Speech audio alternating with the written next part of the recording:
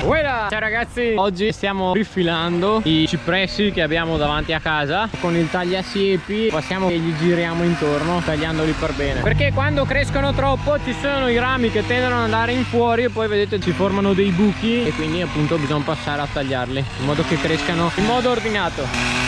Qui sotto gli mettiamo il telo bianco in modo da raccogliere i rami e poi da portare via, insomma. Tanto tempo fa avevo già fatto un video riguardante questa lavorazione. Beh, ma questo era l'unico, gli altri sono abbastanza messi bene. Va bene, allora bisognava farli perché questo termina sempre di più. Stiamo tagliando prima.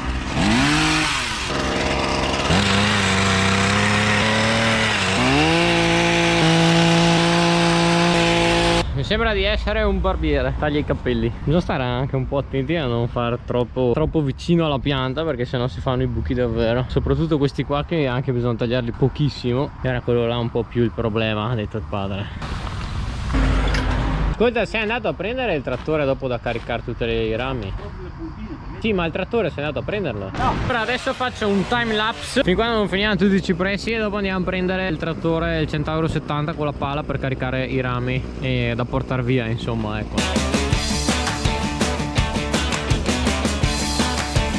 Stavamo per finire, ci mancava solo l'ultima parte di questo cipresso qua. Il problema è che è finita la benzina. Adesso il padre sta andando a rifare il pieno. Guardate qua, ci si riempie tutti di foglie, insomma, di cipresso. Va a miscela come decespugliatore. Consuma poco, perché vede che si è sbattoietto.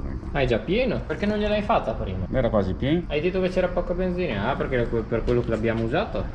Era chi? Era 3/4. Bene, si riparte adesso.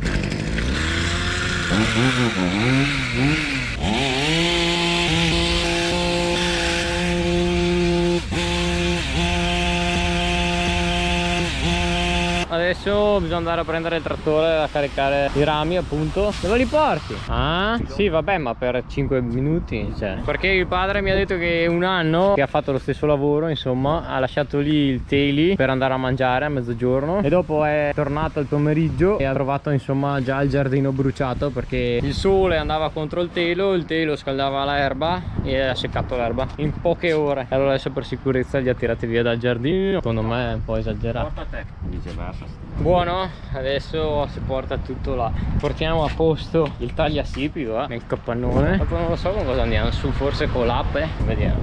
È la più veloce, no? Qua ci sono tutti gli attacchi. Ma è già attaccata la pala? Sta davanti, però anche là, non andare lì. Guardi qua, è arrivato. Vedi il trattore sempre che fai l'operazione qua, se non stoppa la pompa. Si sgancia qui, vedi? Questo sono ganci diversi, devi stare attento ad averli inganciati bene. E questo lo attacchi lì, perché adesso l'olio passa dal deviatore della pala con il sollevamento. Usa la pompa del sollevamento. Adesso gli attacca qui i perni. Ma dov'è questo?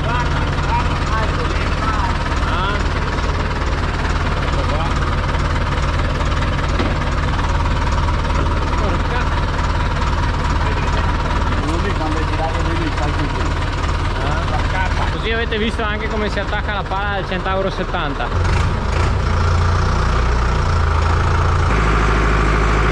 Oggi è una giornata molto ventosa, si sta bene. Ieri ha fatto qualche goccia, ma proprio qualche goccia, perché quasi niente, insomma. Però almeno ha rinfrescato un po'. Urca se pesano, devo stare attento a non spanderli. Questo era l'ex, penso, telo della piscina, cioè una parte ovviamente ritagliata. Non so se era il telo che aveva rotto l'aria, il nostro cane, per chi non lo sapesse. C'è anche un video, se vuole andare a ripescarlo lo lascio qui in alto a destra, dopo lo metterà a posto il padre. Ok, dopo saranno da piegare, come lo fa il padre. Insomma, adesso andiamo a finire la lavorazione. Portiamo i rami nel lettamaio.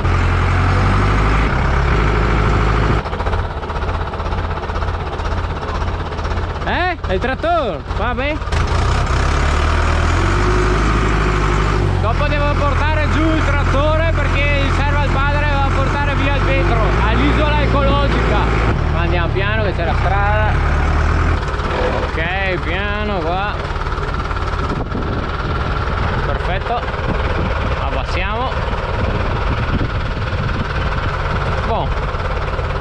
Salami scaricati, si torna a casa.